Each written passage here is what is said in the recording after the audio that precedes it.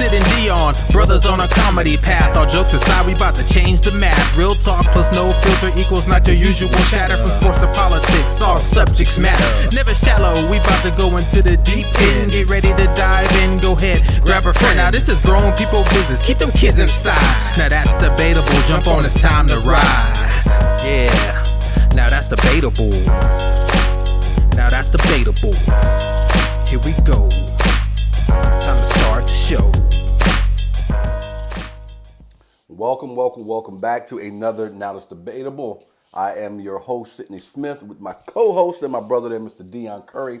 We are back for another fun episode. For those of you who are new to the show this year, or maybe you forgot, the show time swings based on daylight savings time.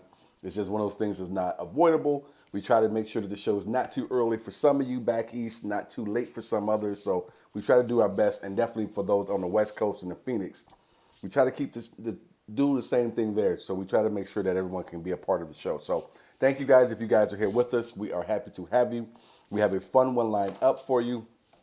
We're going to get into some Club Shay Shay here, some great things, and I think some awful things all at the same time. But it's going to be a fun show. I do want to throw out some happy birthdays to one of our favorites and one of our original master debaters, Michelle. Happy birthday, girlfriend. Hope you had a great time. I heard you did some fun stuff. Even though you're hanging out with who you're hanging out with, I heard you still had a good time. So good on that part.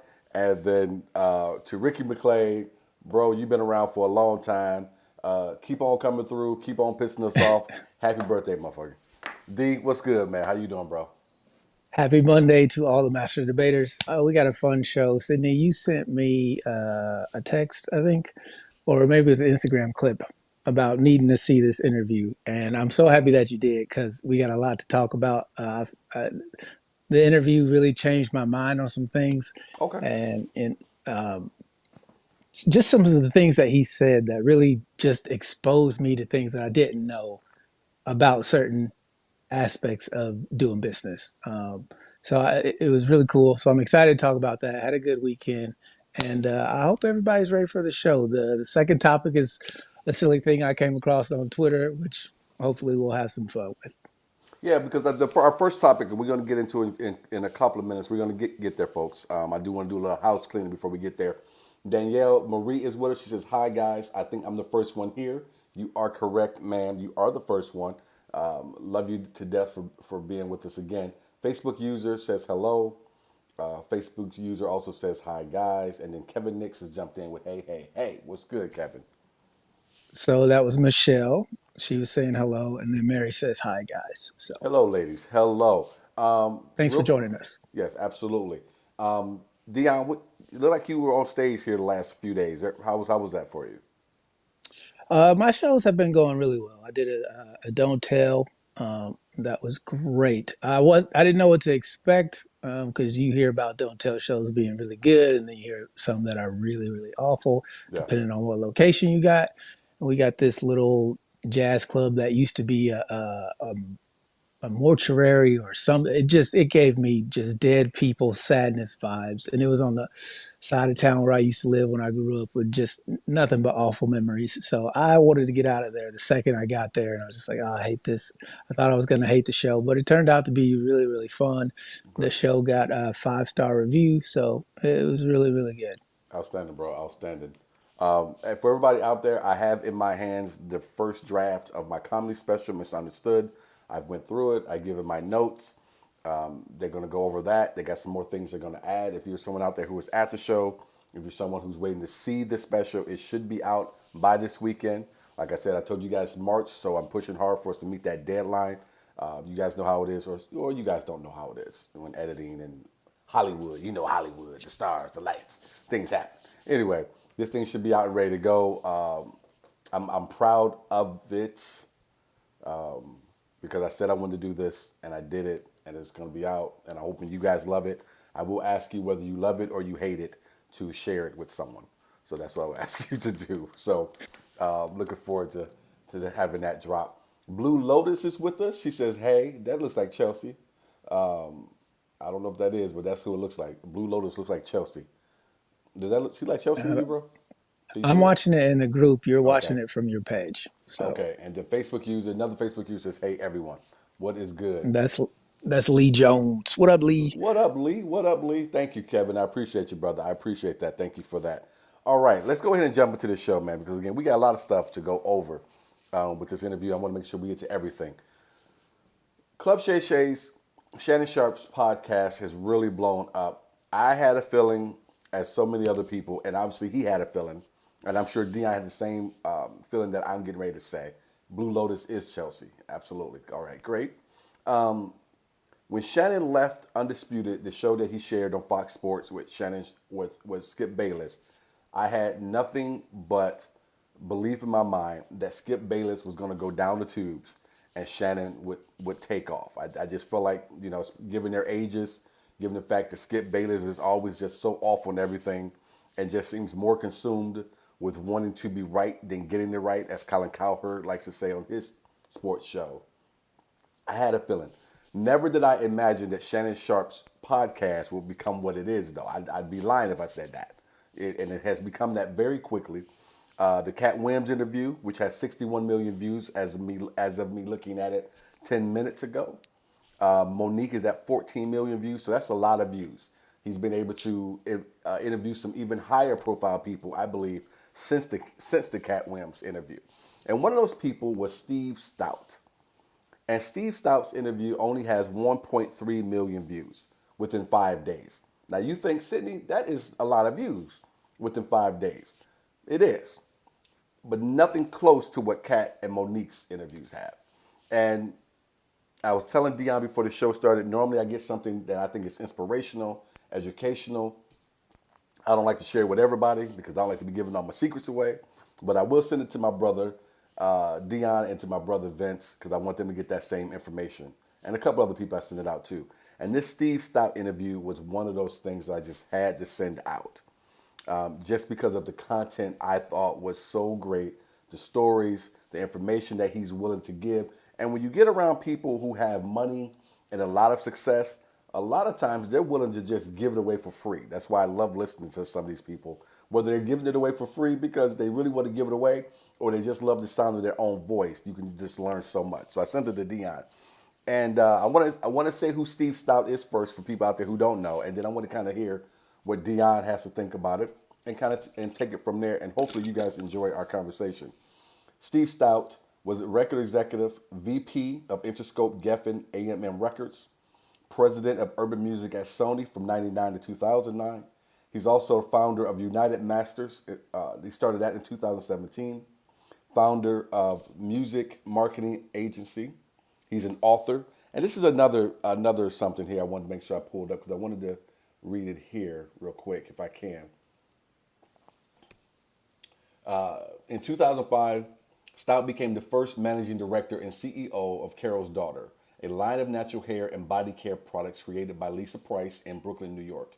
He formed a board of investors, including Jada Pinkett Smith and Will Smith, Jay-Z, Mary J. Blige, Jimmy Iovine, Tommy Mottola, and Talia. And a bevy of spokeswomen for the line included Mary J. Blige, Solange Knowles, Cassie Ventura, Salida Eubanks, Kim Fields, and Jada Pinkett Smith. And that company grew and saw partnerships such as with Disney's The Princess and the Frog via a collection of hair and body products for children and the Home Shopping Network. So I wanted to make sure I put that in there as well. Just an all-around smart businessman. Dion, what was your take on the interview? I wanted to jump in and and you can start wherever you want to start with it, I guess. But what were some of the thoughts or one of the thoughts you had from watching that interview between Steve Stoute and Shannon Sharp on Club Shay Shay?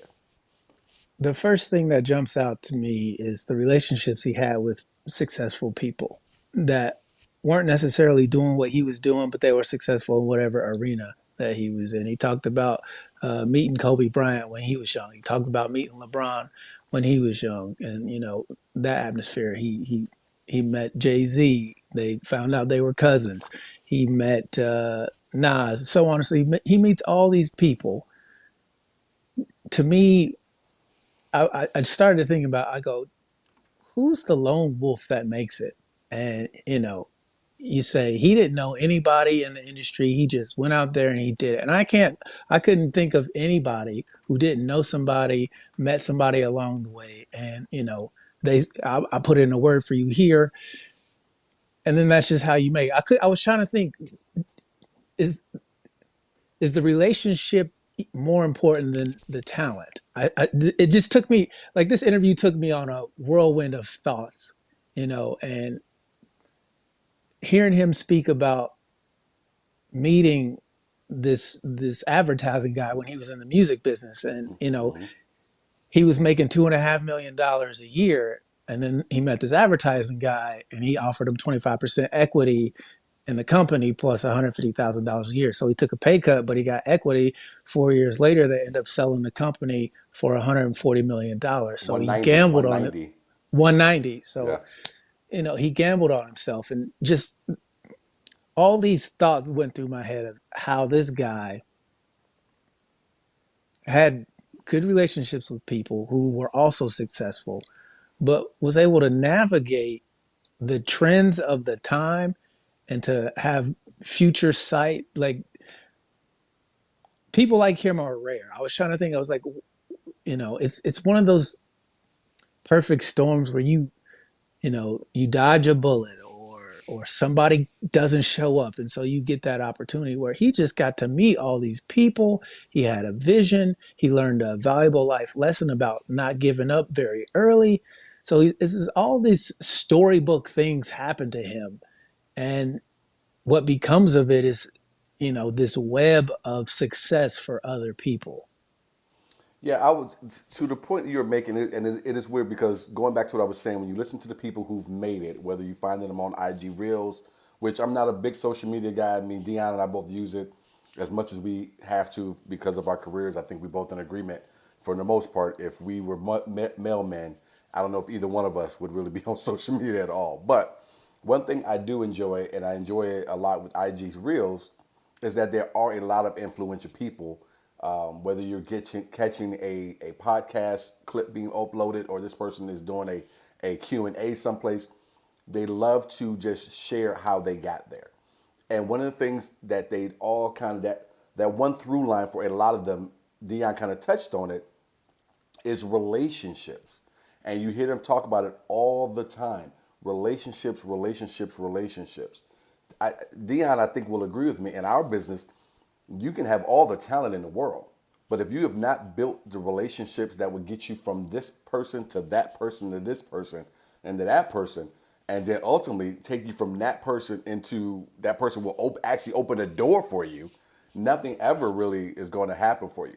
And even that's not promised, but it is so much relationship after relationship after relationship. And to me, in the comedy industry, having good relationships with comics, especially those on a level above you, is, I mean, dude, it is the bedrock of what we do.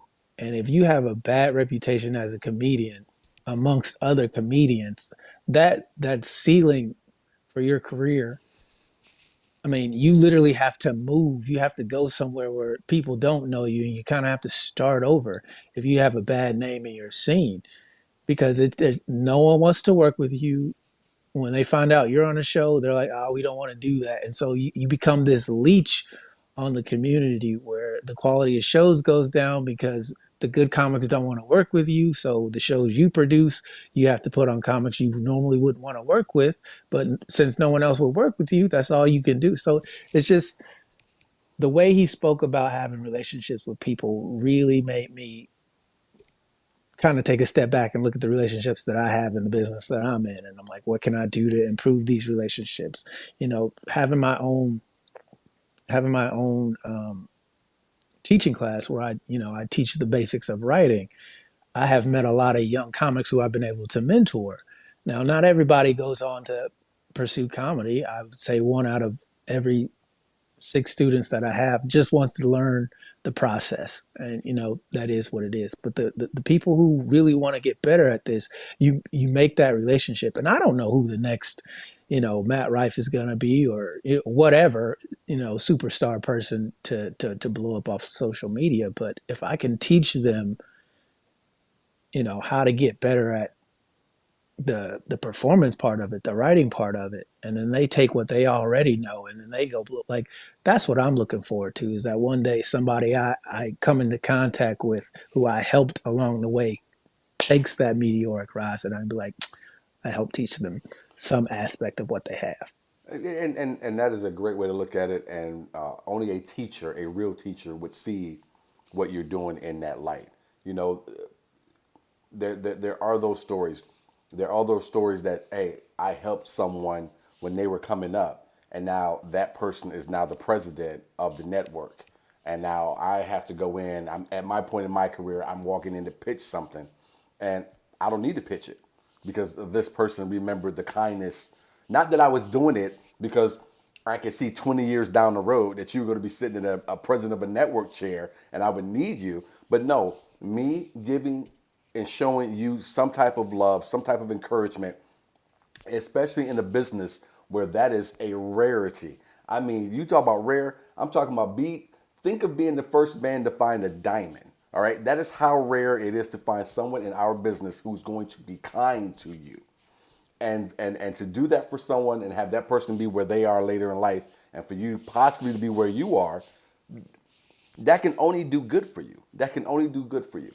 And to your point, what you're talking about, and that's why I mentioned, not because I'm into black hair care or anything like that, but for a man to be a part of something and to be able to bring on a board of investors, Jada Pinkett Smith, Will Smith, Jay-Z, Mary J, Jimmy Iovine, Tommy Mottola, the list of people you have to have in your cell phone, Dion, to be able to do that. To your point, the relationship you had to build. The other thing you said, though, and I want to touch on this and I want to throw it back to you, he's a visionary. I was talking to my wife, I think, or someone else. Those people who make it beyond the others in business can see around the corner. And when he tells the story of doing Men in Black, being a part of that, and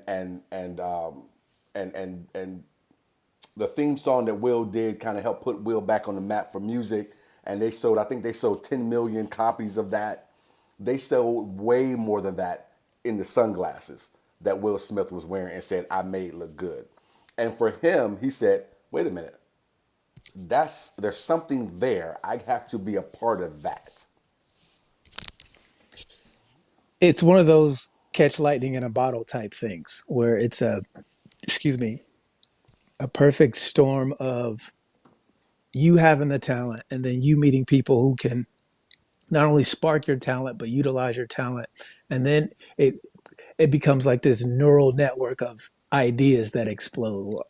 This guy's good at this, let's find somebody who, you know, and then it becomes this ladder of success. And hearing him speak about, you know, turning giving away the $2.5 million at 27, 28, and then going and having the foresight to, you know, because of the Men in Black thing, you know, him being like, you know what, if I play my cards right, if I do what I know I'm good at, I'm gonna be okay. And then making that decision and then having it pan out the way he is, that combination of, I think there are a lot of people who have talent, right? But then they don't have a foundation to nurture and guide that talent. And so it just becomes raw, where he had this polished talent and then the relationships on top of that. So there was like, the only way he would fail is if he was foolish. And, you know, you hear him talk, he's far from it. So it was like, it was, once he learned the lesson he needed to learn, there was no way he could fail. And I thought that was one of the most powerful things that he showed you, but he didn't necessarily say in the interview. Another thing I took from it was another lesson for me, which is a couple years ago, I came into contact with this circle of people who I consider a circle of friends, part of my circle of friends, another circle of friends. And these men showed me how much money and how much influence there is when you're the man in the middle of the end user and the person creating the product. And I feel like Steve Stoute has found such a cushion spot for himself as the guy in the middle, because he can connect so many individuals to so many different opportunities. And I think he's done a masterful job of that. I mean, if you sit back, you think, okay, does Steve Stoute make music? Does he rap? Does he play any instruments? No. Does he create any products like sunglasses or films or does he own McDonald's no, he doesn't do any of that. But what he is able to do is put urban music, let's say with the NFL, and have now what everyone seems to enjoy every Super Bowl Sunday, and that is a different R&B or rap star playing to such a mega audience. Like he had a You know huge it. hand in that. You know what? He did the cultural corporate crossover. Okay, okay. He took our culture and he combined it with corporate Entities. advertising, Yeah. and he merged them together, Mm-hmm. and it is what we have today. When you think about the Super Bowl being the most watched event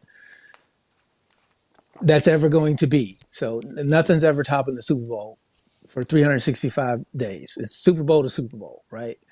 And then you got this whole industry where everybody's vying for commercial time for that one moment, and he was able to pioneer that whole aspect. I mean, that is incredible. One, I didn't know that was him, and two, to be able, for good or bad, because now that I think about it, I'm like, some of this corporate music advertising shit is stuff I don't like, that I think is bad for the culture because of how it's used. But at the same time, I think of all the people's lives who have changed because of this new avenue. It's that good with the bad. So The only thing that bothers me when it comes to that, and who am I to say that it didn't belong to me, is when I hear of artists selling their masters, and then you hear those masters being played on Target commercials or whatever, and I just think about, man, that was. And Steve talks about that. He talks about owning your masters and keeping it because that's money. He said the one thing, and then this is something that I thought about for me and you, and something we need to always keep in mind. He said people don't understand that what you're creating, and he was talking about music at the time, only becomes more valuable as the technology advances. Like people used to think, it was records. All right, so I'll do whatever. It's not that big of a deal. And then CDs came along, and then the music became that much more valuable because then there was another thing that they could do with your music. And now we're into this new thing, not new so much now, but now we're into streaming.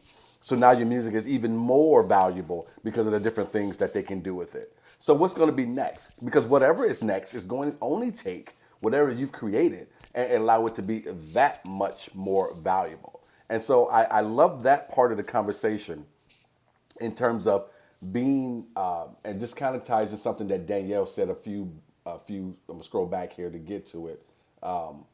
If you don't gamble on yourself, no one else will. That kind of goes back to that where you're gambling on yourself, owning your own thing, creating your own thing, understanding where the margins are in terms of what this costs to make versus what I can charge for it and seeing where that margin is. And then when you get to the next level as far as technology and so on and so forth, your margins can only increase. This can only become more valuable. Own it, hang on to it. And that's one of the things that I love what he talked about in portions of this interview.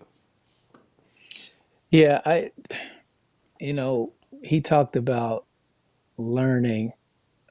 Oh, I can sell a CD for $16, or I could sell a sneaker for $115.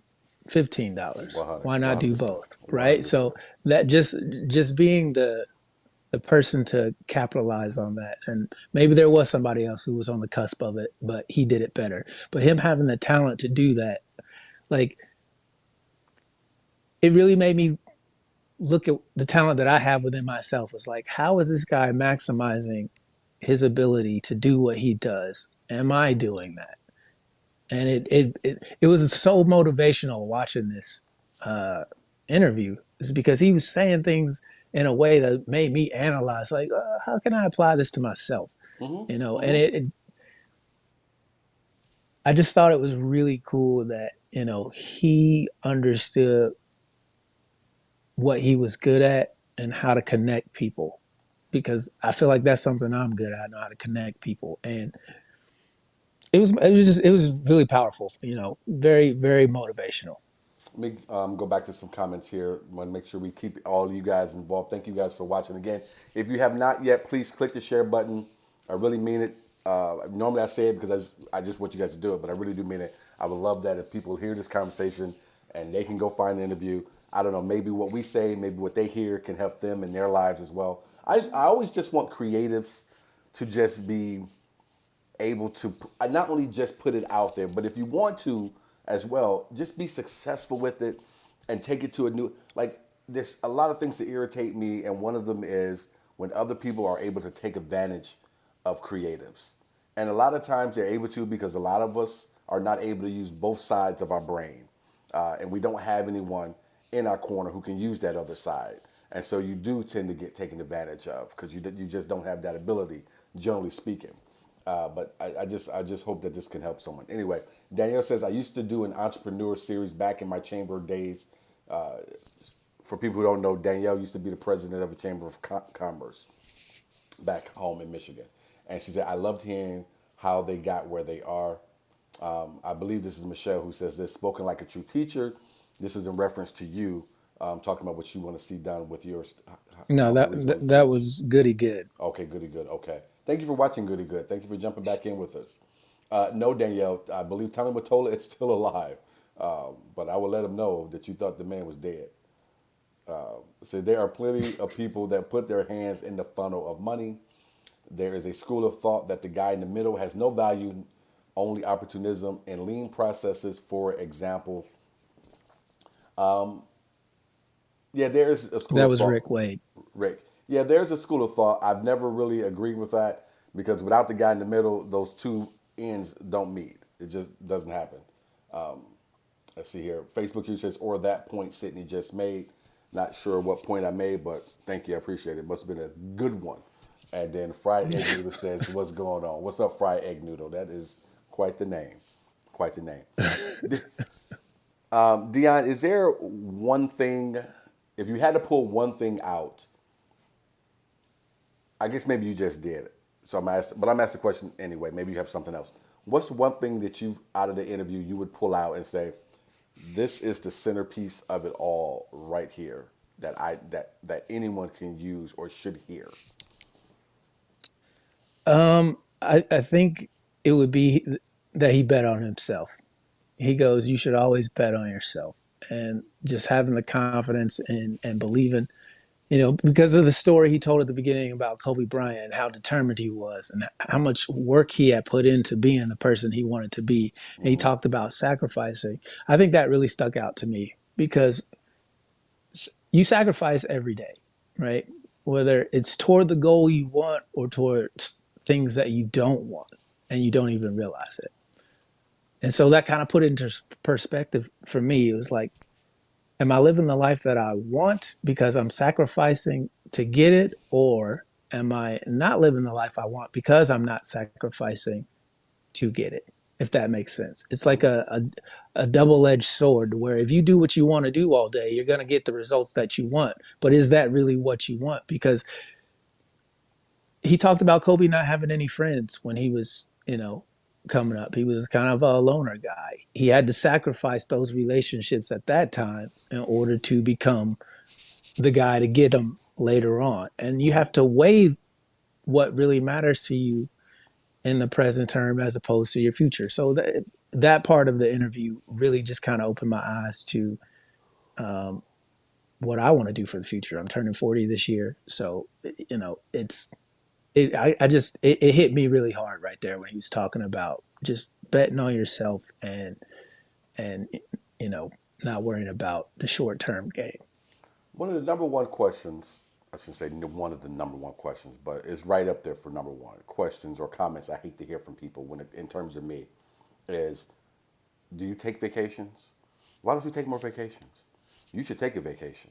Anything to do with me being on vacation, I don't want to hear about it. And it drives me absolutely up the wall. And the other thing it does for me is it helps me to understand that you don't understand. And I always respond to anyone with that type of advice or question. Look, bro, if I'm on vacation, someone else is beating me to the fucking punch. I'll take vacations when I have the whole world working for me. Those, I'll answer one of those two ways because that is my mindset. And so with what you're saying, I 100% agree. I think that is a great piece of it. A lot of people, and I'm not knocking anybody who likes to take vacations. I see you guys on social media out with your kids and your families and everything. And I love that for you because this is something that's important to you, or this is something you must do with your spouse or do with your family. There are things like you were saying, you must sacrifice. And Dion and I talk about it all the time. You guys have heard us talk about it on here. I was just talking to my mom about it. Like those early days of telling jokes, and you're telling jokes, and you have a part-time job that makes a little bit of money, or maybe you do have a full-time job that you make a little money so you can pay your rent. But it's not exactly the job you want to be doing, but it is the job that allows you to do this shit at night, every night. And so you're barely making your rent. You have a couple bucks in your pocket to pay for gas to go back and forth to shows. You can put maybe some ramen noodles and some beef broth or some shit like that in your fridge, and you turn into the person who and I'm not sure if you ever had to do this, but where you're taking that leftover pizza and beer that they try to feed all the comics, you're taking that shit home with you and you're putting that in your fridge, and that's your dinner for the next couple of days until you get a chance to do it all over again. But that is part of the sacrifice, and that's part of one of the things that you have to do in our business in order to get to the next fucking level. And so it is about sacrifice. I don't care what it is you're doing, and I'm with you. That's why I love that so much. What he was talking about, Kobe being Bryant, and what he was doing. And I have such a different look on Kobe since he's passed away. Probably because he died so young. I'm a big Jordan guy, still is a big Jordan guy. But the more stories I hear about Kobe, more love I have for that man. And the story that Steve told about him only took it to another level for me. Definitely. I think the aspects of people's personalities, the characteristics that make them who they are, the way he talked about, just the things that had happened in his life and the people that he met, like the characteristic of being able to create a relationship with someone who's different from you and being able to have that foresight. Kobe with his dogged determination and work ethic. Even Shannon Sharp to know that, hey, because you kind of said this earlier, and I had this thought that they were on a seesaw. When Shannon first came in, Skip was up at the top, Yeah. right? And then as the time went on, you started to see that, oh, Shannon's really driving this show. Shannon's the one with the quotables and the Hennessy and the Black and Miles, and Shannon's starting to be the guy that we tune in to watch for. And then you see what happens when I think Skip realized, oh, this isn't my show anymore. This Yep. is Shannon's show, and I'm on it. And he couldn't handle that, and so he cut Shannon loose. And now you see what's happened to Skip and his ratings, and him trying to fill that giant void. He got 3 or 4 guys on the show now. And then Steve talked about that in the interview. Why are we Yep. going over there to do that? Yep. He can't drive anything. He's there because of us, and he doesn't even have respect for us in our own space. Like, to me, that was one of the eye-opening things when I look at the way business gets done, if that makes sense. Skip could have been a lot more grateful and gracious for what Shannon was doing for him, as opposed to thinking what he had did for Shannon. Well, and that was Skip Bayless is a culture vulture. If there's ever been a better example of that, I can't think of one off the top of my brain at this moment. But Skip Bayless is a culture vulture. Steve Stoute spoke about it. To Shannon's credit, Shannon did a great job of staying away from it. So I love that part of it. But Steve Stoute told no lies. This man only brings black people on, black men, black athletes, black rappers now, Lil Wayne and his crew on, because they're trying to bring the eyeballs of those people on, and Skip just does not have the weight of doing that. At the same time, to your point, Skip thought he would do this forever and just be able to use black people to do it, to make money, to to make this an easier way for him to go about making his millions that he gets paid from Fox Sports and got paid by ESPN. Except for the problem is, and what most people who are unlucky like Skip Bayless has been have to realize is that we're smarter than you seem to think that we are. Stephen A. Smith used that show on ESPN along with Skip Bayless to turn himself into what he is today. He was not going to be just pacified, but sitting here listening to you go back and forth, back and forth, back and forth, and you being in charge either. Now, he's the guy over there. Shannon Sharp, same thing. I don't have to deal with this. I'm not going to deal with this. I will leave. I'm out of this contract, and I'm going to go off and I'm going to do my own thing because I'm going to bet on myself. So, again, these are two men, going back to what you said, going back to what Danielle said, to what I believe. Bet on yourself. On yourself. You used it as a seesaw. I'd say catapult. I want to believe that Shannon Sharp walked into that situation knowing that would catapult him. Now, I don't think he knew how he would get to where he is, or he would get as high as to where he is. But I do believe he thought Skip and that show could help launch him into another stratosphere. I definitely think that Shannon recognized the talent that he has at what he's doing. You know, he's a personality. People like talking to him, and you know, some people love to hate him, which is also a talent that he utilizes. But when Steve was talking about Skip Show, it just made me think of how Steve was the positive bridge and Skip was the negative bridge, if that makes sense. Because Skip has the power to elevate people to a different platform. Like Shannon didn't get there just being Shannon. He got on Skip's, and then he got more eyes on Shannon, and Shannon, you know, and then it became one of those things that Shannon is better at what Skip does than Skip is. And I think that's Skip's problem is he doesn't realize is that he's not the best at what he does. Stephen A. Smith is a perfect example. It's like he does what you do better than you. And instead of respecting that and, you know, getting out of the way of it and elevating it and helping it grow, it became this bitter thing that played out the way it played out with Tom Brady. That whole, you know, put your glasses back on moment. You could see in that that Skip recognized, hey man, you need to chill out. I'm the reason you got here. Instead of being like, look, man, we're here together. How can I help you? Yeah. Because Skip hurt himself, not only because of the way that it ended, but because he hasn't been able to recognize what caused it to end, if that makes sense. It's like he doesn't have the foresight to understand. It's like, yo, bro, it's your attitude. You got to change the way you're dealing with people, the way that you're operating, because you aren't who you think you are.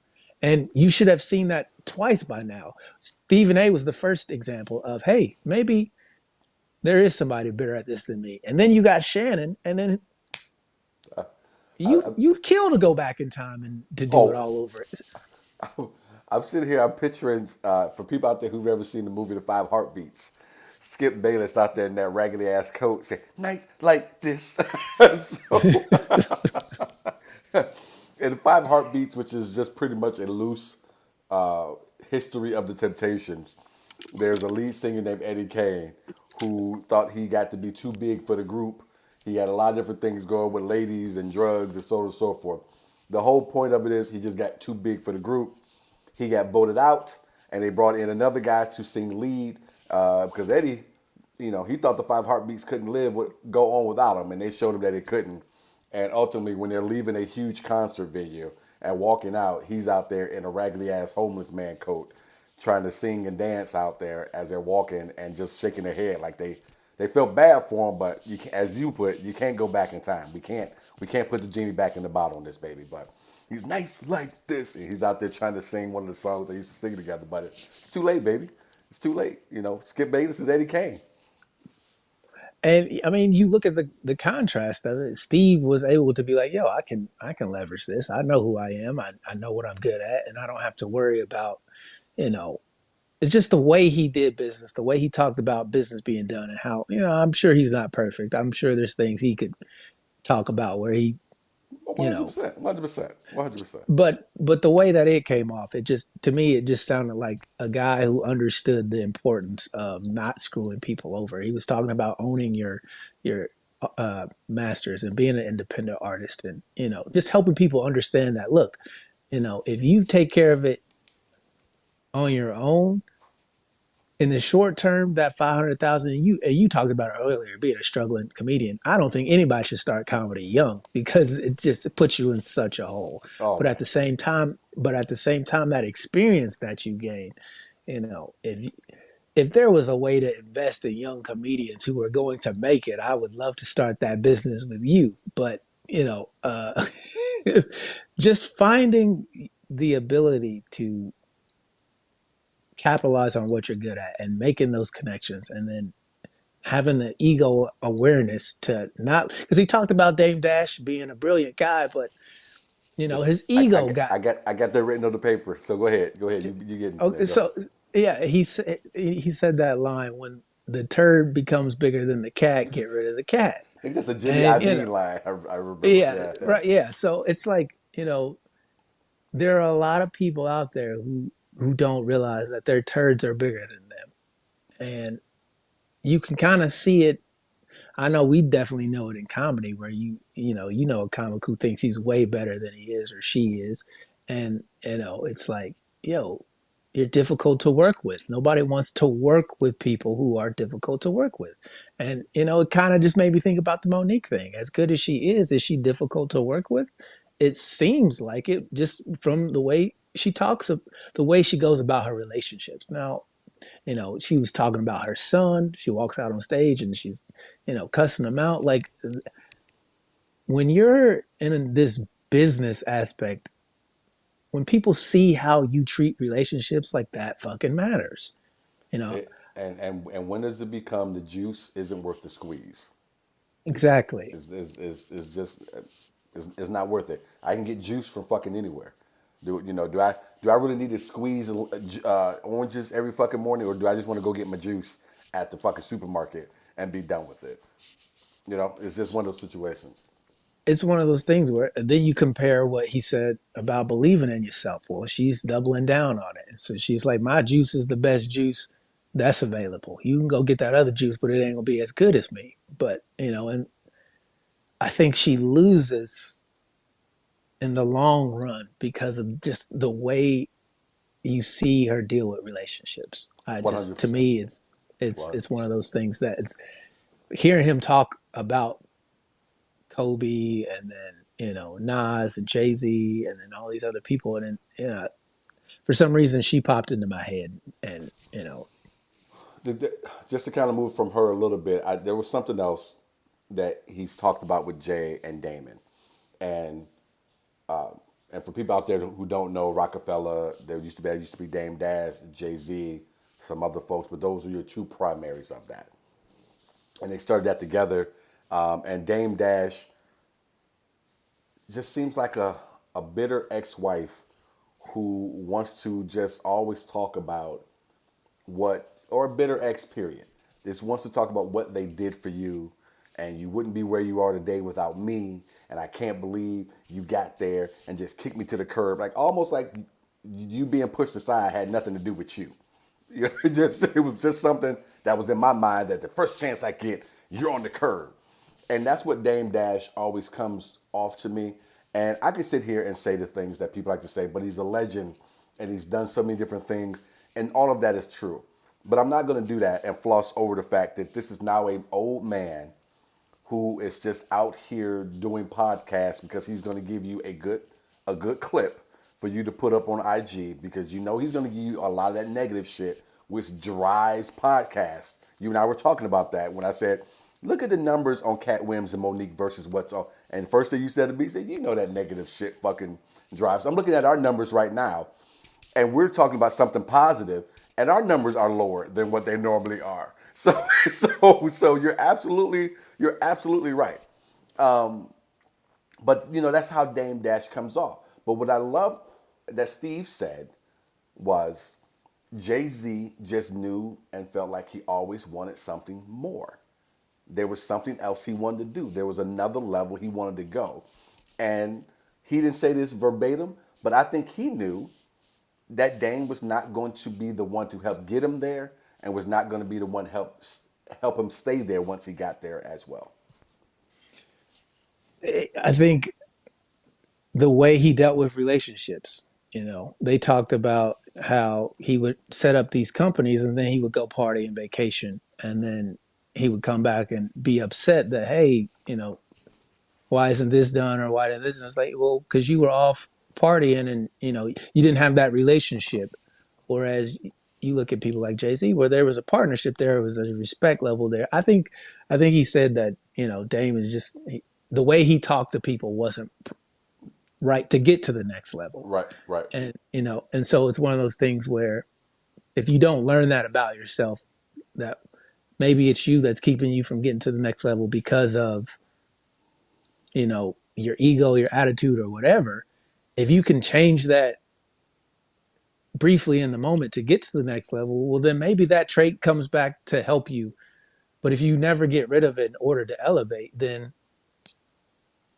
you the chances of you becoming this bitter, shell of who you should be is the percentage increases. And it's sad to me if you think about it, because Jay don't talk about it. Like, I love it. you I know, love that he does it. I love it. I love it so much. And you and I talk about this sometimes. And I know I think about it often. You get to a level, there's no reason for me to look down and even see you, let alone say anything to you. You're so beneath me. Why would I waste my time? For me to give you any oxygen at all would be a complete waste. I got bigger things I'm doing on this elevation. I don't know what you're doing down there. I'm up here. Say whatever you want. Your voice doesn't even reach. yeah, And when and I wanted to say this. One of my favorite lines from Jay, and Jay's not my favorite rapper, but Jay's got some of the most quotable lines sometimes. And when Damon Dash talked about he made Jay, Jay has that line: "You made Jay, make another Jay, exactly. make another one." Then It's one of those things where I look at people who are talented, but their ability to reach the next level is all based on their relationship skills. And a lot of these people who all come of out this. bitter is just they have poor relationship skills. And it's like, man, if you could just peel back that layer of the onion to get to the next level and learn from that growth, like you could still be as egomaniacal as you want to be, but if you learn how to turn that off to get to the next level and then turn it back on to get to meet other people or whatever, and then it just the the way Steve talked about being able to get outside of himself and see things for how they should be in his vision of his future, to me really just opened my eyes. And I started looking at some of the relationships I have with the comics here. I was doing a show, and one of these young comics were all hanging out after the show's over, and one of the guys on the show was a writer for Bob and Tom show. Mm-hmm. And one of the, he's talking about what he wants to get paid. And he goes, he's 18, 19-year-old kid. And he's like, what should I do? I told him, ask for double what you really want. That way, when they tell you no, you can go back down to what you want. Right. So we're talking about business or whatever. And then this other kid who I've mentored says, hey, get me a job there. And everybody else looks at him. And I go, don't ever do that again. I go, don't you ever do that again. He goes, what's the problem? I go, you earn a job. You earn a recommendation. You don't, first of all, you don't ask in front of other people ever. Yeah. It's like, that's just disrespectful to everybody around. You put him on the spot. And if he says yes to you, now he's got to say yes to all these other people. Yeah. I'm like, so I just had this conversation with him. Like, look, man, the way you go about business and the way you talk to people, the relationships that you have, your name, it matters. And you need to think about it all the time moving forward. Yeah, I have a friend of mine, and she said to me one time, she said, you just always sound the same whenever you talk to everybody. It's always the same cadence, the same tone, the same whatever. I said, well, I'm kind of in the public eye, so that kind of comes with it. That you have to be the same. You know, you God help me if you catch me on a bad day, or I don't feel like dealing with you, or just whatever, because we're still human. Everyone's still human, so you can be caught off guard. But kind of comes with it is being I don't know how I want to put it. Just being someone that people want to like. Because we are our own business, as you said. We are our own business. We handle our own business.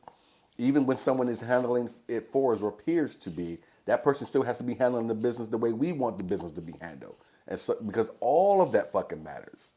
You and I know people who are far less talented, but because of their personalities and how they deal with people, they've gotten so much further because of it. And we know people who've had so much talent who've gotten far, and we see them today, they've fallen off of that fucking hill too because of their personality and how they deal with people. So it is super, super, super important. And I love that you told him that. Hopefully he takes that and he learned from it and he can move forward if he's a young comic. Danielle Marie here says, I remember when I first met you, Sid, and how truly talented and creative you were then. You believed in yourself and your work so much that it was contagious energy. Thank you, Danielle. Yep, I used to work for Danielle. So she didn't say that there, but yeah, I used to work for Danielle back in the day.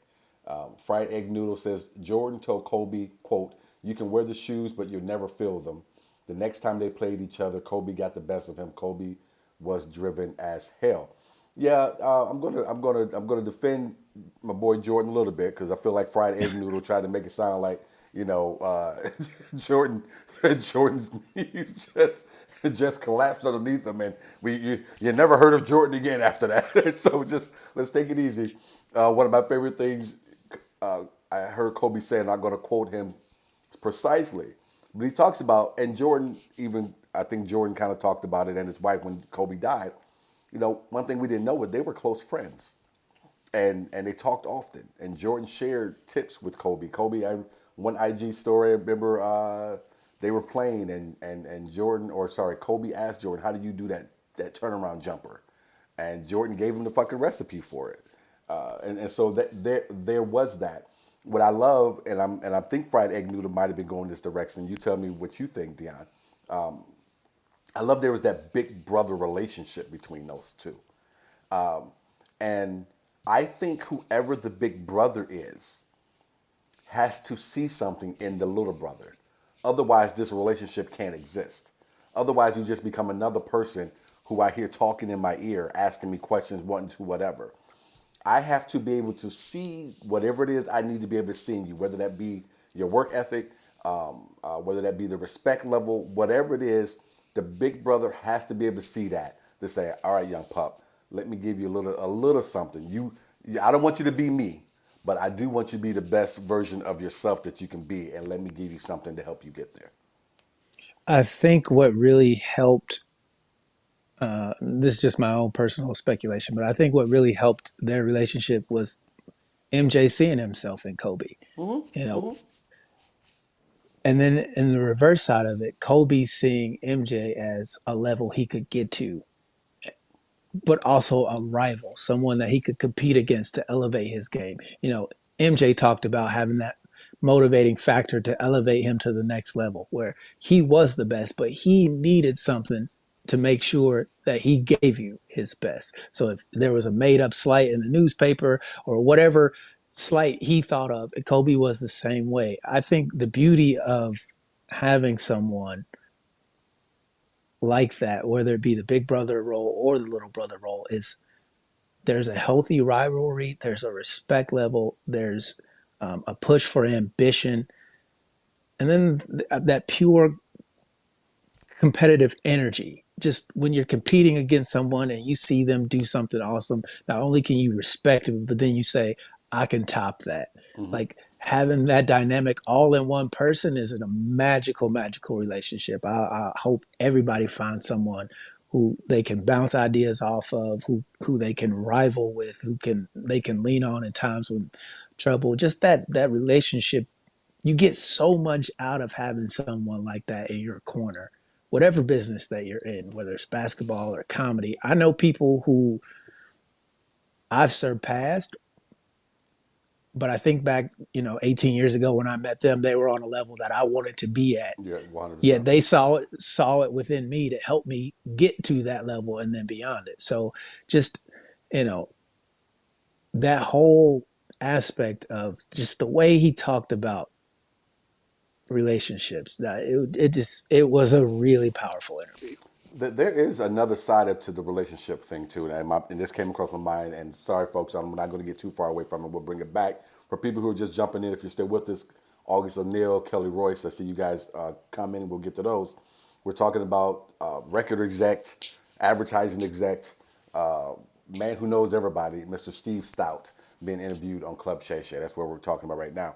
With the relationships, there is another side to it because your heart can be broken from it too. Like you took my mind someplace. There was a comic. I'm not going to mention him his name by name, but when I first started, I'd say if I can just be just as good as that guy, man, that'd be great. And to use the words that you've used, in many ways, I've got past that point. But you never forget the love, the admiration you have for that person, and when that person seems to not live up to it, sometimes no fault to their own, sometimes a fault to their own, that fucking breaks your heart, man. Because you think, dude, you were the guy and you had it like right there and you just let it slip right through your fingers and this is where you're at now. The other side of that too is, and this is why I don't do a lot of mentoring as I used to. And I'm not going to mention this comic's name either, but your heart can be broken. And one thing I've learned is I can judge your talent, but I can't judge your heart. Because you can have all the talent in the world, you can be the best writer, and sometimes your writing can be ahead of your performance, and vice versa. And you can just, as a veteran comedian, you can sit back and say, man, this person has something. And you take that person under your wing, man, and you're trying to give that to them. Then you're trying to push them out the nest a little bit because you don't want them to feel like you don't want them to be themselves. And then they just don't have the heart for it. And it can really, really break your own heart to see someone with that kind of talent and just not have that other thing. Which, going back to your point, starting early in comedy. I tell people all the time, you start when you're supposed to start. But you're right. When you start young, you got to really have some thick skin and you got to have a huge heart for this shit because you're going to get kicked in the chest a lot. A lot. I mean, if you look at it, the way the industry is set up for comedy, you start in the negative. Yeah. You have to pay for stage time. You have to spend money in order to practice to do what you want to do. So you start by losing money, and then you have to drive to all these places. You're not getting paid, but you're believing in yourself. I remember one time I drove down to Atlanta, 7-hour drive to do a small club just to get looked at. And then when I got there, it was there was 32 people on the show. I was 23. And the person who was supposed to be watching me wasn't even there by the time I got on stage. So it was like I put all this money and energy and effort to get down there and I didn't get anything out of it other than the experience of learning, hey, that's part of the business. And you know what? If you believe in yourself enough, these losses propel you to bigger wins. Oh, and, yeah. Oh, yeah. I tell young comics all the time, I'm like, you don't waste your money, what little money you have, on something that you're not going to pursue 5 years from now.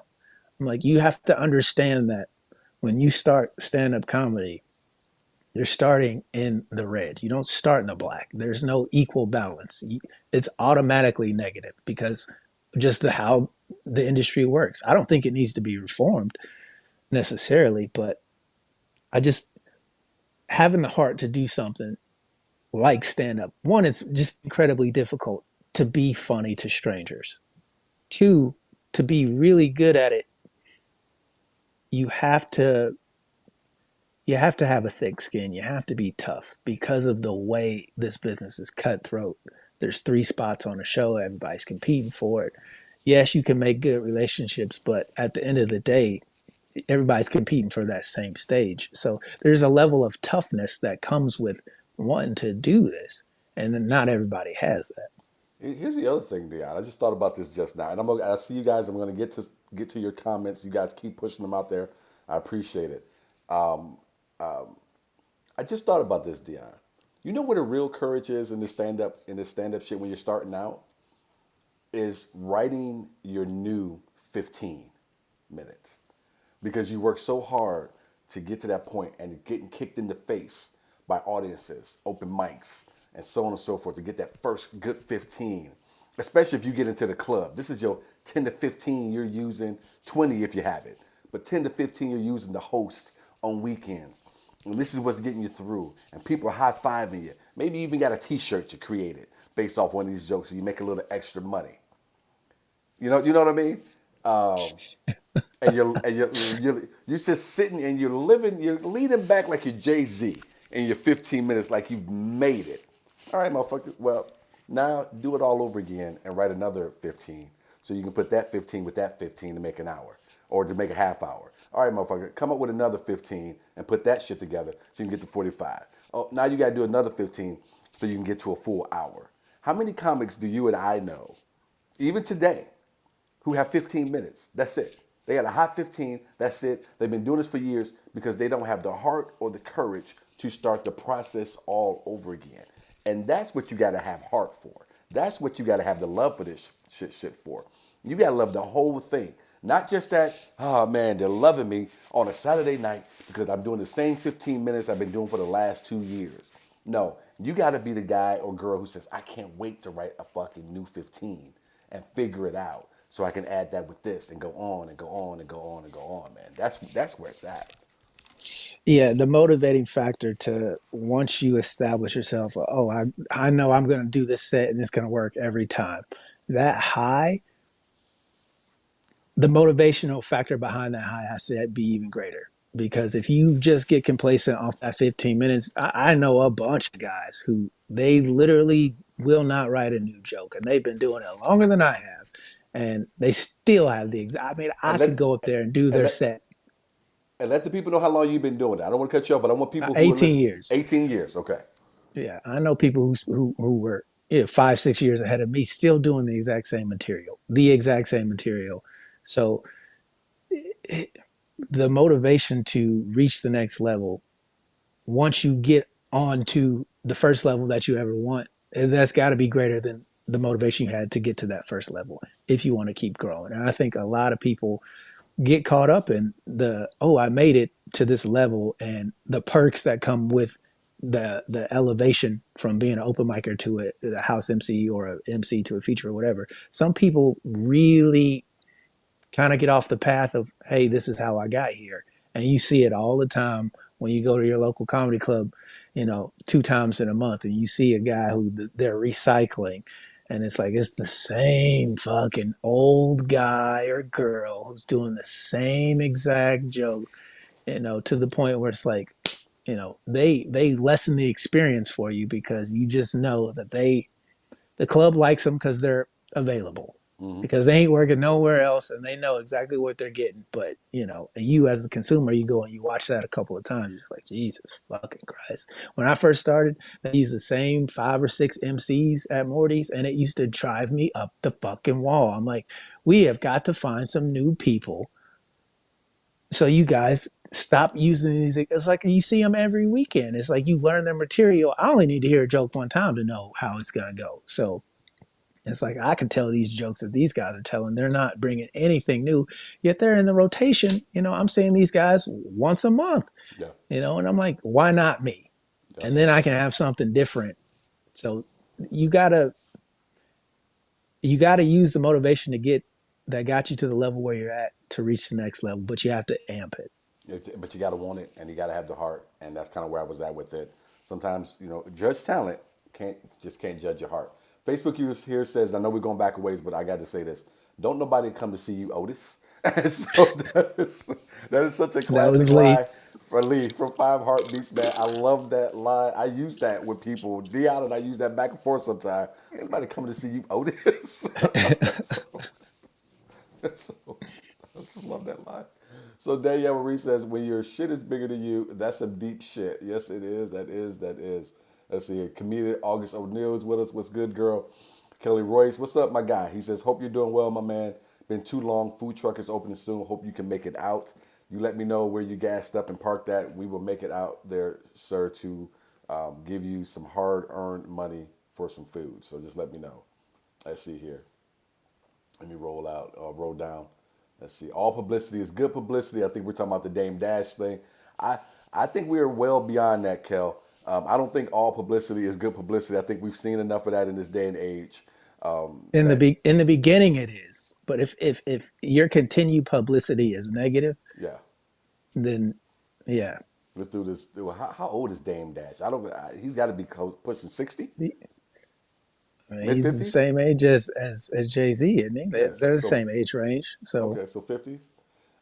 Comedian August O'Neill says today I couldn't code switch fast enough. Okay, what?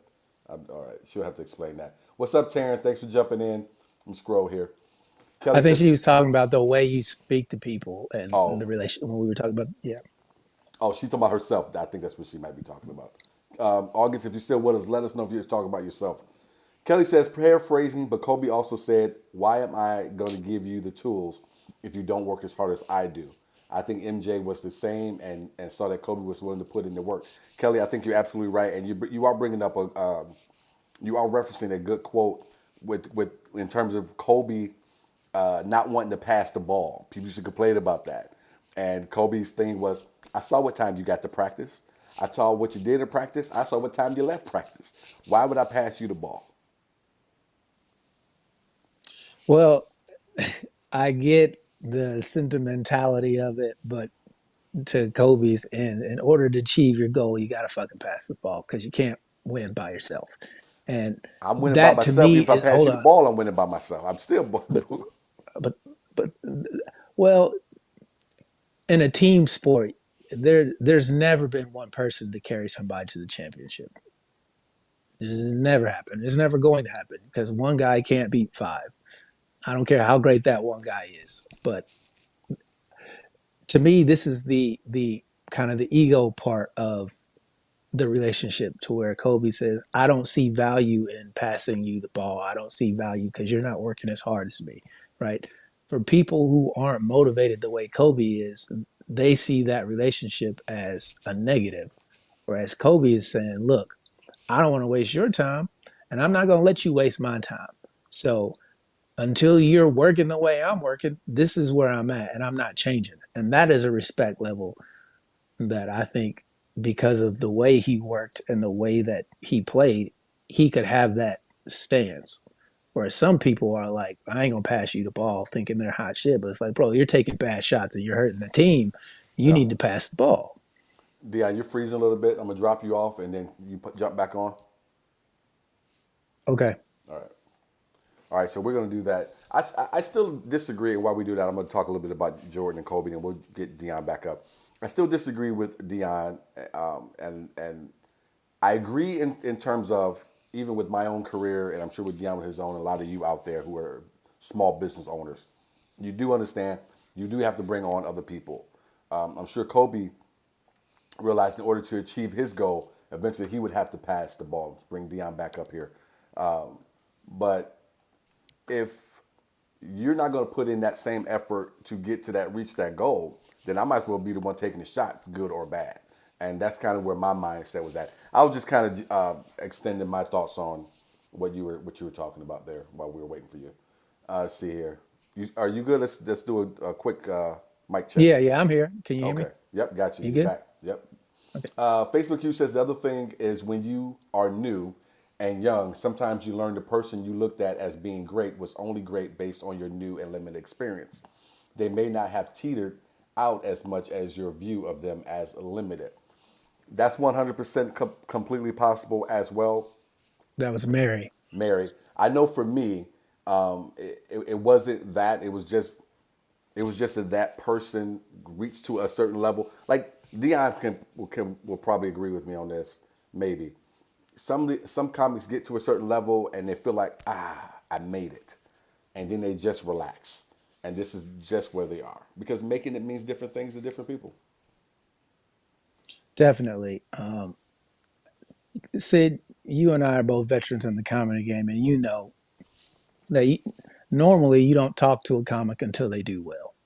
Like, like they have to earn words from you. Now they can come up and talk to you, but you don't talk to them until you've seen them being worth talking to, if that Right. makes sense. 100%. You know, that's just how it works in comedy. I remember when I first started, there were guys who didn't talk to me. They just didn't talk to me until I started getting good. And then when I got good, oh, now I can speak to you about comedy.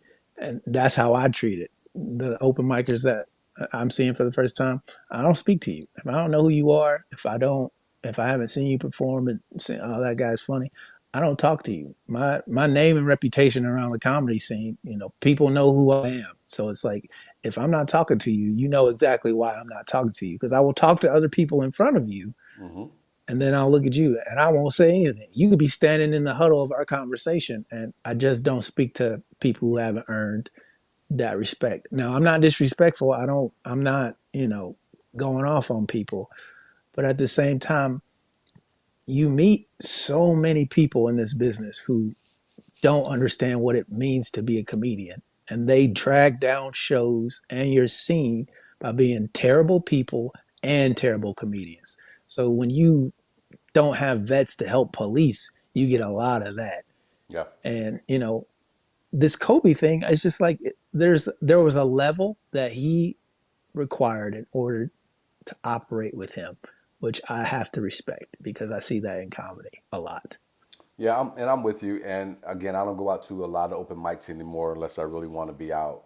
Um, but yeah, I got to see you a couple times, and I got to see that you putting in the work, putting in the dedication, you know. And then maybe even our conversations are just me asking you one question: What is it that you want to get out of this? And then taking your answer and seeing if that lines up with what I'm seeing you do and hearing and what I'm hearing about you in the scene. You know, someone can tell me, oh, I want to be the greatest of all time. And what I see you doing on stage or what I see you doing off stage doesn't quite line up with what you told me. And then I'm kind of out on you from there. So I'm 100% with you. And the comic who wants to talk, and they haven't done anything and they want to dominate the conversation, I'm usually out on instantaneously. I'm out on this guy. I'm completely out. There's this there's a local guy here who Before you get into the he could story, have taken. before you get into the story, I'm gonna drop you off and have you come back up again because for some reason you're glitching again. I want people to, I want people to hear it. And yeah, I want you guys to get a good representation of the show and of what Dion is going to say. And so he was glitching. I don't think I'm glitching. I'm not hearing anything from him or from you guys saying that I am. Hopefully I'm not. But he was, and I can see it. So I want to. Dion, you there? Yes, can you hear me? I can hear you. I don't know why you're so glitchy all of a sudden. You were good for like an hour and 10 minutes, and then all of a sudden. But go ahead with your story. You understand? Want you to get it out for everyone. There's a local open micer who could have taken my class for free. He actually signed up for a class. He showed up to one class late, and then the next class he showed up late, and then he stopped coming. And I've seen this guy maybe 6 or 7 times since then, and he just fucks around on stage for 3 to 5 minutes, depending on. And I hear all these young comics saying, "Oh, that guy's really funny." And I go, "When?" I have never, because he doesn't put in the work. Yeah, Yeah, he might be funny in conversation, but that is a whole different that's thing. it, And it's man. like you have people who want to. It's like him being funny don't hurt me. It's not. This is the beauty of stand up is I can only tell my story. I can write jokes for other people, but when it comes to my performance and what I want to do, I'm doing it all by myself. I don't have anybody writing jokes for me. I don't have anybody giving me premises. It's all what I want to do and what I want to create. And Yep. so I'm not in competition with anybody else because I just want to do what I want to do. That's how I've always. I get on stage to be funny. I want to make as many people laugh as I can. That's the only thing I care about. I don't care about who's working what. None of that shit really matters to me. But I hear them talk about this guy, how funny he is, but he doesn't put in the work ethic. And then I warn them. I'm like, hey, if you hang around people like this, it is going to rub off on you. He's going to drag you down. He's going to make you fuck around and not focus because he ain't focused. He only cares about the glitz and glamour of being the guy on stage. Like after shows are over, he'll go up and he'll sit on the stage and talking to the mic like he's doing a routine. I'm like, why are you practicing for nobody? Why aren't you doing the work when there's people here? It drives me insane because as someone who wants to see our scene grow and get better, and I love helping people, it's like when you meet people who want to waste your time because they think they know better than you do what it is that you do, it's so frustrating. And I try to tell, this younger generation, they're different than we are when it comes to the way they handle information and their toughness. Bro, And I don't always use kid gloves, so I've put and thank you for letting me know I'm not glitching. People say they can see you glitching, but you're coming through. Your audio is good. So I want to try to get through the rest of the show, at least this topic before and then make a call. But anyway, I've had comics, bro, on the show who I've tried to give advice to, and they just look at me like I don't know what I'm talking about, even though my name is the one that's on the marquee. The only reason you're in the building is because I put you in the building, and still not want to listen to what you have to say. So there's no rhyme or reason for it, and people are like, you should help. I'm out of the helping business. I am completely out of the helping business unless I see and want to say something and do something for someone. You still there with me, Dion? I'm here. I thought Okay. you were about to read some comments. Oh, yeah, I was because there's a question here. This is the main reason I wanted us to stay on. And Kelly, I see your comments. I'm gonna get to it because you got a good one on here, and maybe Dion can answer it. Fried Egg Noodle says though, before we get to Kelly Royce, was there ever a point in comedy where you thought you couldn't do it again, like a hard knock? How would you get over it? So Dion, do you want to answer it first there at all, if you have one? That's a really good question, and I'm going to answer it this way. I never believed I couldn't do stand up, but there were certain times where I didn't get the outcome I thought I deserved. And so I had to wrestle with the emotions of that and understanding that, hey, just because I'm the funniest person on the show doesn't mean that I get all the glory and all the accolades and all the things that come with it.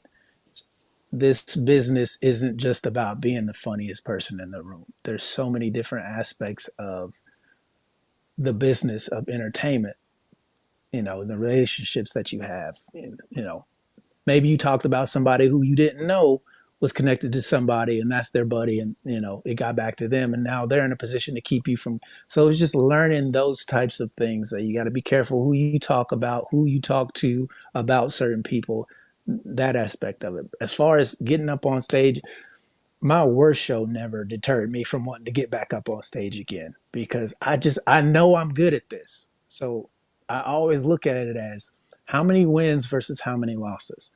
I have a lot more wins than I do losses when it comes to doing the thing that I want to do. So I would never give up just because a show didn't go the way I wanted to, especially now 18 years in. There's nothing that could keep me from doing stand up other than my dad being dead.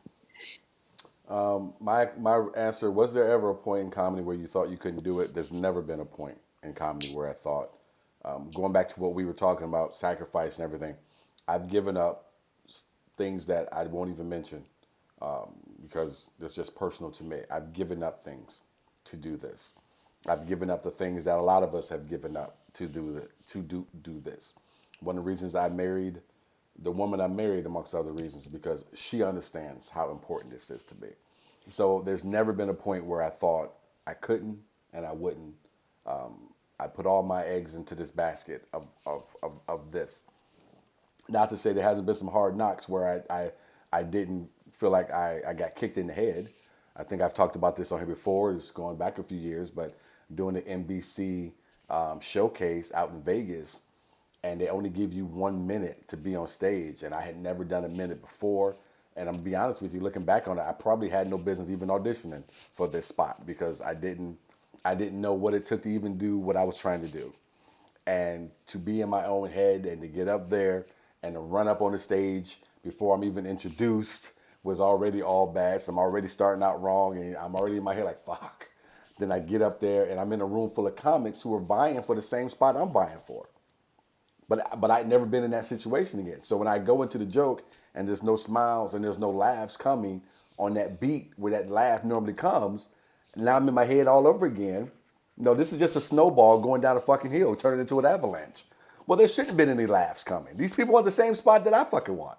So I bail on the joke. I let it get so much in my head. I bail on that joke halfway through it, start another joke, rush through it because I don't have a minute, land a punchline.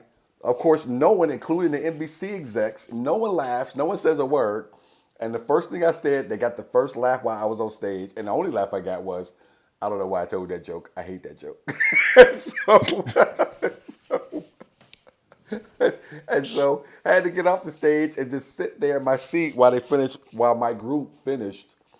And then to go out and my group, be honest with you, my group didn't do well. So I'm hoping, man, all right. If I just make this cut, I can get into the next round and I can redeem myself. So I sat out there in that hallway of the casino, just waiting outside LA Comedy Club, just waiting. And they put that list up and they took very few of us. They took a bunch from the first group, very few of us from my group. And I was not one of the very few. And so I just brute. And Dion, I already made this story longer than I planned on, but I do want to say this because I want to give a full picture of who I was at that time. I had a connect in Vegas. So the wife and I went out there early, had a great time, stayed in our room. I got up, ironed my clothes as if I was going to a show because I iron all the time. Got in my Uber, rode from Caesar's Palace down to the casino. Went up. I said, "Hey, I'm here for this." And I'm doing this with all the arrogance, like, "Oh, y'all just been waiting for me, to get here." And to be told, "Oh no, all the comics are waiting over there." I walk across the hall. There's an empty storefront. There's comics in there laying on the floor, sleeping. Some of them slept overnight. Some of them just got there from wherever they got there. They're sitting there. They look all disheveled. This only enhances the thought of myself that I have of me, which is look at you bums. I don't even know where y'all even showed up. As I'm in there waiting for this, pull out my tablet. Oh, none of y'all can afford a tablet. Oh, that's all you poor broke bitches. That's so going on with my material this time. What I'm gonna do. Just to go in there and completely fall on my fucking face. So I was very upset. I was embarrassed. It was a whole, but it made me dust myself off and say, okay, let's go at this thing again. But wanted to give you guys a full picture of my love I have for myself at the beginning and then getting kicked in the neck at the end of the movie. Can I give you my ego moment? Can I Yes, give you sir. my ego moment? Yes, sir. All right. So flashback to the Boston Comedy Festival, I think in 2011 or 2012, maybe. I got accepted. I'm fucking excited. If you know anything about the Boston Comedy Festival, it's one of the bigger comedy festivals out there. Very important for comics, right? You can get, there's industry there. You can get management, right? So I'm very excited. I get accepted. I get to Boston. I'm staying with a comic buddy, Tom Dustin, and his comedy buddy was Joe List, who's been on the Tonight Show a bunch. Yeah, Joe's funny. There's a Good dude. comedian Landry was staying in Tom's house. So and there was a couple other people I don't remember, but I was there for a few days. I was only performing one night, but I got there early because I wanted to hang out with Tom, and he was always like, "If you're ever in Boston, you can come hang out with me." So, hanging out, Landry's in his room while the rest of us are playing Rock Band. Landry's going over his jokes. He's just like, nah, I'm like, come on, hang out with us. We're funny. We're gonna make it to the next round easy. No big deal, right? He's like, yeah, I just want to be prepared, right? Fast forward to the show. We're on the second show, Landry and I. The first show was sold out. This room holds maybe 90 people. It's not a big theater, but everybody was there for the first show. Second show, there's like 13 people there. And then you've got the industry people like in the front. And so everybody's bombing on our show. I mean, everybody. And I'm like, ooh, this is perfect for me. I'm about to go up there and kill. No, and now's my time to shine. I go up there, I hit them with my first joke, and literally crickets to the point where I'm like, is the mic on? Did you guys hear me? They're like, we heard you. I'm like,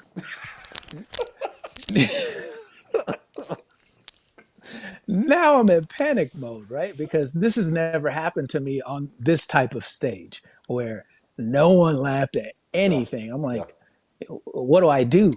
So I move on to the next joke, nothing. And now I'm just like, what? I do my time. I get off. None of the industry talks to me. Fast forward, Landry is like two people after me, and he crushes. He's the only one on our show who crushes. But it was in that moment that I go, he took the time to go over his shit. I didn't go over my shit. So when my first joke didn't go over, I panicked. Yeah. And like that moment of really, Landry went on to win the whole festival that year. And, he's doing really well now because of the preparation. And I look at that and I go, that was the thing that made me realize, yes, I'm talented, but because I wasn't working as hard as someone who was equally as talented as me, they clearly did a better job. And so that was my come to Jesus moment with stand up, where it's like, I'm never going to let that happen to me again. I love the story. I do want to say one thing about that. Just one quick thing, and I want to go to the comments, folks, if you guys are still with us. I hope you are.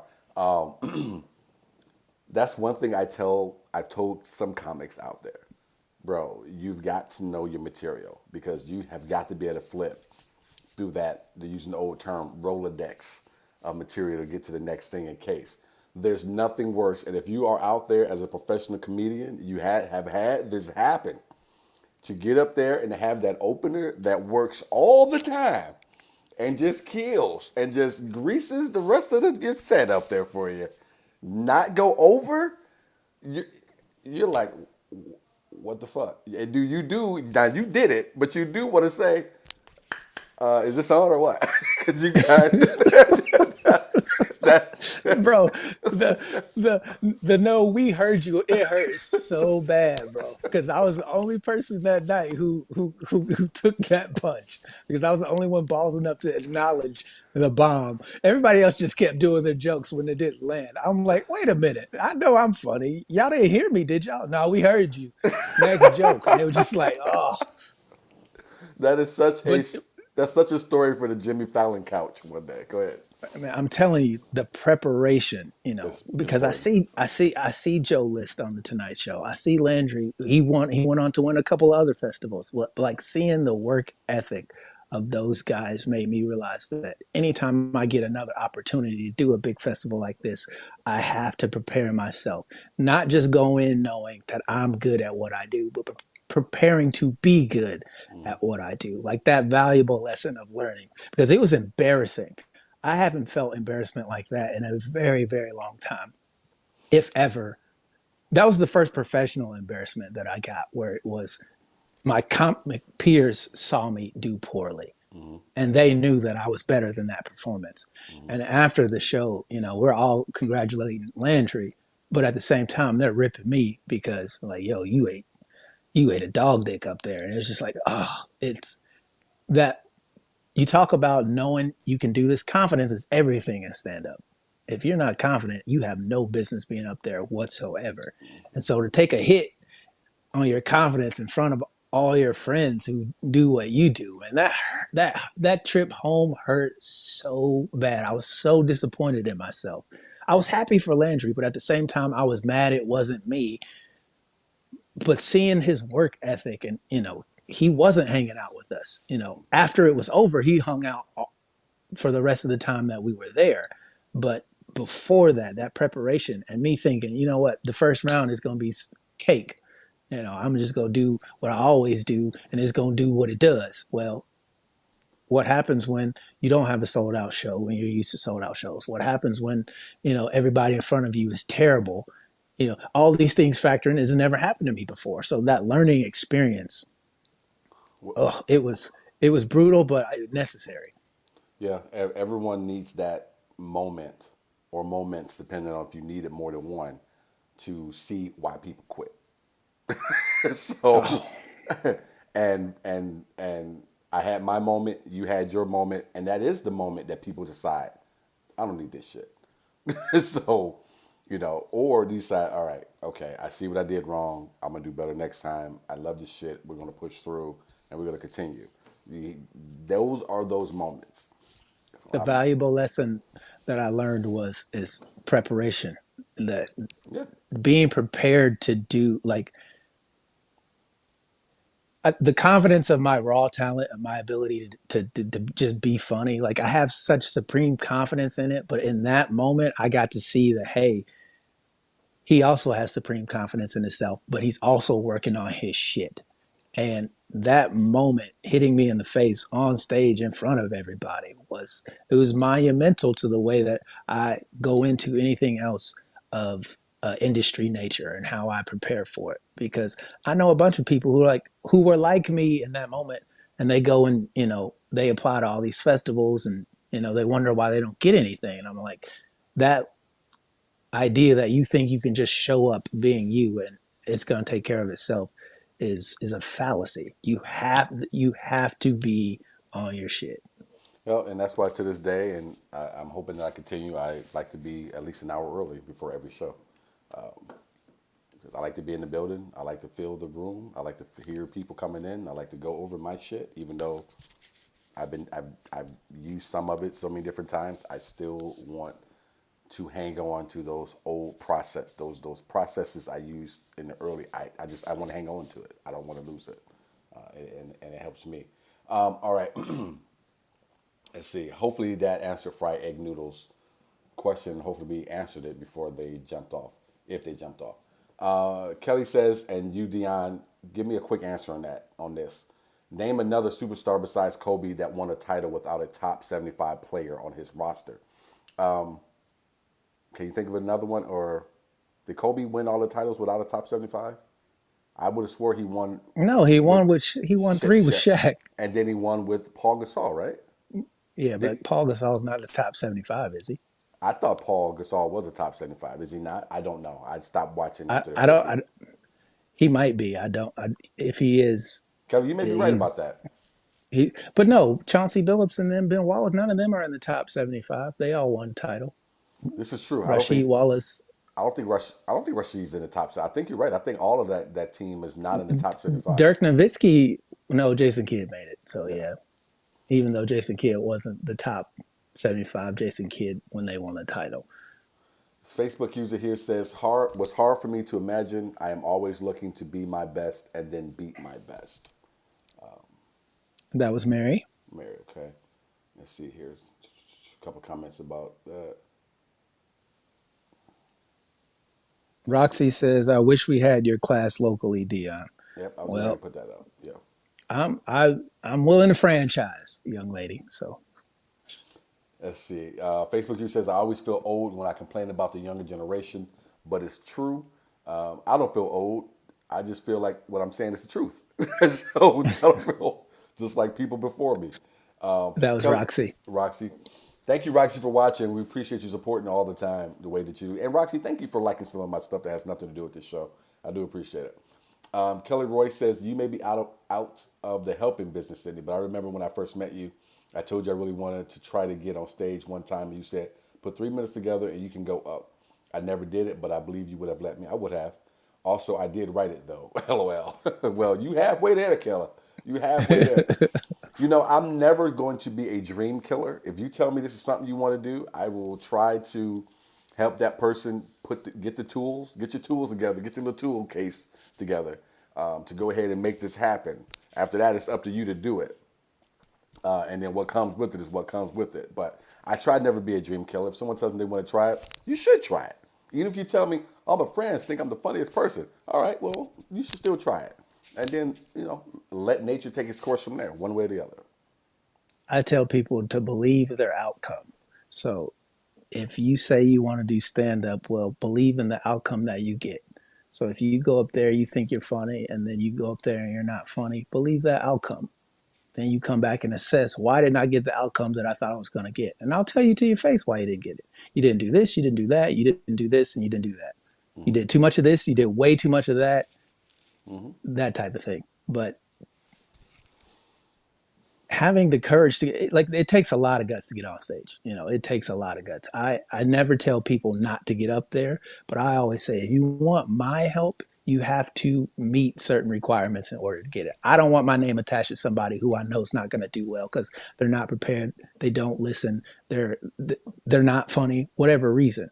Like, sense of humor is objective, but the way to achieve the goal of stand-up comedy, there's only one formula. There's no need to change it because it works every single time. If you do it the right way, it will work every single time. Premise, setup, punchline. Even if it's just a one-liner, like, that's the formula. That's what you do. How you do it is the important part. But there are so many young comics who don't reach out to older comedians. They get up there week in and week out, just bullshit on stage like they're hanging out at the barbershop or with their friends. And it's like, those guys are necessary to get the casual person into the comedy club to see you doing what you're working on. So there's always going to be a need for those people. But at the same time, if you hang out with them for too long, you become one of them. And your early process, it can be such a detriment. So I always tell young comics, be careful who you hang out with, because who you hang out with influences what you do on stage. I'm not going to mention names of comics, but there are some comics, to your point, who got influenced, the comics were doing well. So these weren't comics who were not doing well. They were doing well. They had a thing going. They took some bad advice, went down the wrong road, and years later, they cannot figure out how to get off that fucking road. And it is I can't explain it, but it's exactly what you're talking about. Be careful who you hang around. Be careful who your mentors are. Hell, just be careful who offers to mentor you, because they give you, man, it will screw you so badly, so badly.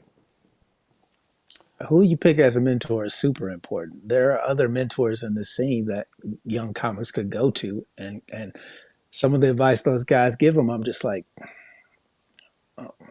I don't think that's going to maximize the talent that you have, but that's certainly a route you can go down. So, Facebook user says, you have taught me no matter how funny you might be, you have to be the right fit as well. I'm assuming that came from Mary. Yep. I see a ha ha ha ha that probably came when I was telling my story. Not sure who that is, but I That was you. Lee. All right, appreciate you, Lee, taking in the story I was given. Damn, not we heard you. That was Lee too. Okay. When I asked the crowd if they heard me, like, yeah, we heard you. Kelly says they didn't have a superstar in Detroit. Yep, correct. Ben Wallace probably would have been the closest thing to what anyone considered a superstar. I don't think he was the best player, but he's the one who I think got most accolades on that team, with between All-Star games and being a rebounding leader of the league. Individual Yeah. awards. I think, yeah, he is the most accomplished. Facebook user says Sidney Smith doesn't know, but he encouraged me to write a children's book today through his podcast with Tamara. I know the message was for her, but I needed to hear that. Is that Mary, I assume? Nope, that's Roxy. Oh, Roxy, nice. Okay, sweet. For people out there who don't know, you should know, Dion and I do other podcasts as well. Dion does Sorry We're Canceled, which is a very popular podcast he does with his homeboy BT. I have a couple other ones, but the one that Roxy's referring to is the podcast I do with my wife called Running in Slow Motion, where we do not do marital advice. We talk about our marriage, we talk about our life, we talk about our career. And if there's something in it for you, great. If not, then we're just two people talking in this room together and nobody's listening. So I'm glad Roxy is one of our listeners. And I'm glad she got something out of it. So thank you, Roxy. Roxy, when you write it, let me know. I will definitely buy it. So let me know when you do it. And then there's a that's awesome. Congratulations in there as well. That was from Mary. Yeah, I'm gonna have to absolutely share that with Tamara as well, Roxy. So thank you for saying that. I don't. We're not going to get to our second topic. This is not the first time that we've done this. We, but you guys are so good at helping us with this show, man. You guys, this is one of the nights, Dion, where I'm glad we do the show. Now I'm gonna be honest with y'all. There's some nights we do this show. I'm like, I hit the end. I'm like, I don't know if we should even be doing this show. I don't know why we're doing this show. But today is not one of those days. So thank you guys very much for being awesome and joining us and being great parts of the conversation. And thank you to my brother who joins me every single week. We're able to do it anyway. You know what, Sydney, you made a good point. Like, not every show we do is a win, you know. And I think we, I think, I think you and I both know with the shows where afterward we're like, that one wasn't one that we're gonna, think about again. But the beauty of, I think, our relationship is we know what we have together, and whether we've got five eyes or 500 eyes, it really isn't doesn't matter. The chemistry that you and I have together is been magnetic since we met each other, and so I will do any iteration of this show, whether it be it as it is currently or any way that it changes in the future. Just whatever we do together, I know is going to work because We'll of have the fun, man. relationship that we have. Yeah, man. And you know So what? You're right. Everything you just said right was right. And for people out there who have friends for a long time, whether you met them as adults or you met when kids, like that instant friend chemistry, man, that is such a rarity. And to your point, man, it was just like automatic with you and I. But I do love this show. I think the thing, and I'm gonna say this out in the open for everyone to hear, and we won't keep you guys too much longer after this, but the thing I struggle with this show is I've never wanted this show to be just something negative. And going back to something we spoke about earlier, and you mentioned, people just love the negative. They just want negative, negative, negative, and this, that, and I struggle with that. I want to be able to us to come on and have positive conversations and give information that people can use and still attract eyeballs. And sometimes in my mind, I'm like, all right, well, maybe this show missed its time. Maybe this show should have been 10 years ago. I don't know, but I love the show. I just struggle with how do we keep it going and keep it not always positive, not always negative, but keep it entertaining and informative all at the same time. And I don't know, man. I don't know if you can be all of those things all at once. I don't know, but we keep trying every week. striking a balance of positive stories and negative stories is chasing a cycle of eyes. I think is what detracts us from just being who we are and what we, what doing what we do. I personally in my life, I look at what I'm trying to accomplish, and that's the only thing I focus on. I don't focus on what's trending for other people, and maybe that is my detriment. Maybe I need to hop on trends, but that's just not how I operate. So I'm staying in my lane, as they say. I'm doing what I do, and I'm doing it to the best of my ability. I'm preparing for it. So whenever it is that we hop on here, I don't control the Wi-Fi, but I'm, I set aside this time to do the show with you. Yeah. When we get on here, it's not like we're making crap up. We're when we talk about something important, we're informed, and I think that's the beauty of this show is we not only give our funny perspective when we talk comedy, but when we talk about serious issues, we have a debate about because you and I rarely agree on anything, Yeah. and that civil, respectful discourse is something that I think you and I have. One, because we have a mutual respect for each other. Two, we're complete opposites, but you know, we have this group of people who come and watch us week in and week out because they enjoy Yeah. what it is you and I offer. And I'm sincerely thankful to you and the Master Debaters for every Yep. week. Even when our shows aren't bangers, you guys come back every week, and I just appreciate that. I was going to say the other thing I appreciate, and you didn't touch on it, but I don't think you'll disagree, is not only do we disagree with each other, and you guys know because you've been watching a long time, we often disagree, but we know the other one has a well-informed opinion. I know that you've read or watched whatever pages and hours and just whether it be the day of to prepare for the show or just because this was just a natural thing that you're inclined to want to know about. We know the other one has prepared for the show. And nothing drives me crazy, and you guys have seen it, than to come on this show and not be prepared, or to be someone who says they're a fan of this show and have an opinion and not be educated and prepared with your opinion. So that's another thing that I do enjoy about us and the group of folks who watch us. I want to get some last comments, and then we can get the hell out of here, folks. Facebook you says, love you guys so much. Thank you for this show. I'm assuming that's Mary, but I could be wrong. Was that Roxy? Who was that? That was Mary. And the next comment is Roxy. What's the next comment? The love you guys? Yep. Okay, love you back, both of you. Kelly says, and this will be in Dion's wheelhouse, can you all do a top 5 in all things live stream? Comics, actors, athletes, musicians, etc. And what makes them top 5? Well, other than our own opinions, I mean, what's your criteria for top 5? Are you talking gross sales, humor? That's all, there I are got well. some. He's not giving a criteria, so I guess it'll be whatever we're deciding. I guess what we want to make. Well, I'll do that for anything outside of comedy, but we talked about relationships, and I don't want to slight some people who don't make the top 5 for whatever reason. It's just because how do you pick A versus B when B and A do the same? That We type can of do thing. it. I mean, we done candy. We can talk. We can do people. Oh, for sure, for sure. I'm just saying, I want more specific so I can cater it better to, I unless you're got you. asking for I for got a you. general. Hey Kelly, if you're still there, send me a message and let us know because Dion's right. We want to make sure we nail this thing. We want you to come back and make sure you're watching. And then you know what? I think I might want to try to see if you guys want to jump on and give comments live during the show. See if we can make that happen. If we can, we can. If we can't, we can. But I think I want to take another crack at it. One last comment here.